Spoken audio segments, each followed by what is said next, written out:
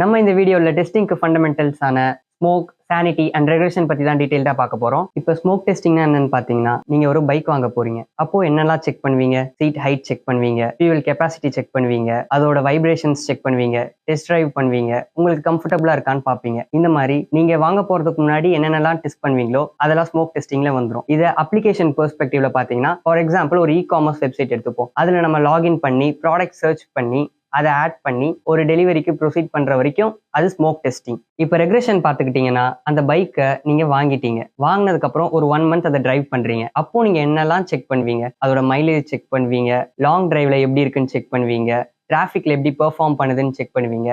இந்த மாதிரி பைக்ல இருக்கிற எல்லா ஃபங்க்ஷனாலிட்டிஸும் டெஸ்ட் பண்றது தான் ரெக்ரெஷன். இப்போ அதே காமர்ஸ் அப்ளிகேஷன் வந்தோம்னா மல்டிபிள் ப்ராடக்ட்ஸ் இருக்கும். கார்ட்ல ஆட் பண்ணதுக்கு அப்புறம் அமௌண்ட் வந்துட்டு நமக்கு இன்க்ரீஸ் ஆகுதான்னு பார்க்கணும். சப்போஸ் நமக்கு அந்த ப்ராடக்ட் வேணானா அதை கேன்சல் பண்ணா அது கேன்சல் ஆகுதான்னு செக் பண்ணணும். இந்த மாதிரி ஒரு அப்ளிகேஷனோட என்டையர் ஃபங்க்ஷனாலிட்டிஸை செக் பண்றது தான் நம்ம ரெக்ரெஷன் சொல்றோம். சானிட்டி டெஸ்டிங்னா அதே பைக்கை நீங்க 1 மந்த் யூஸ் பண்ணதுக்கு அப்புறம் ஒரு இஷ்யூ வருது, அதை ரிசால்வ் பண்றதுக்கு நீங்க சர்வீஸ் கொடுக்குறீங்க. அதுக்கப்புறம் அவங்க ரிப்பேர் பண்ணி உங்ககிட்ட கொடுக்கும் போது நீங்க திரும்ப ஒரு செக் பண்றது தான் சானிட்டி டெஸ்டிங். இதுவே நீங்க காமர்ஸ் அப்ளிகேஷன் சைடு வந்தீங்கன்னா, நீங்க மல்டிபிள் ப்ராடக்ட்ஸ் ஆட் பண்ணும்போது உங்களுக்கு டோட்டல் கார்ட் வேல்யூ தப்பா காட்டுது. அதை டெவலப்பர் டீம் ஃபிக்ஸ் பண்றாங்க. ஃபிக்ஸ் பண்ணதுக்கு அப்புறம் திரும்ப நீங்க அதை ரீடெஸ்ட் பண்றீங்க. இதை தான் நம்ம சானிட்டின்னு சொல்லுவோம். நான் சொன்னது உங்களுக்கு புரிஞ்சிருக்கும் நம்புறேன். இதே மாதிரி அடுத்து என்ன டெஸ்டிங் டாபிக்ஸ் நம்ம கவர் பண்ணலான்றத கமெண்ட் பண்ணுங்க.